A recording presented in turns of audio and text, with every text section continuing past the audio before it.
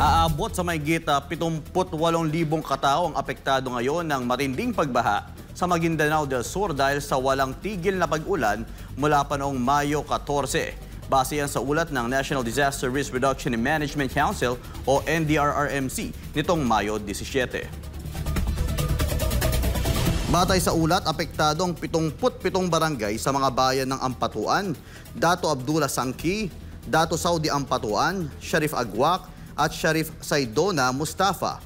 Ang mga lugar na binaha ay matatagpuan sa paligid ng 200,000 ektaryang ligawasan marsh na inambakan o iniimbakan ng tubig mula sa kabundukan ng Bukidnon at Sultan Kudarat.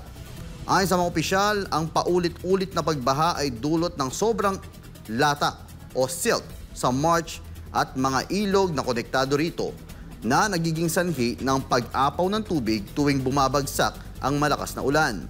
Nasira rin ang isang tulay na yari sa kahoy sa barangay Bagumbong, Mama Sapano, na nakaapekto sa paggalaw ng mga tao sa lugar. Hindi rin nakaligtas sa hagupit ng baha ang daan-daang ektaryang taniman na mais, palay, mani at iba pang pananim sa Sitio Talisawa, Dato Abdullah Sangki. Pinakamaraming apektado ay mula sa bayan ng Ampatuan na may higit 24,000 katao ang naninirahan doon.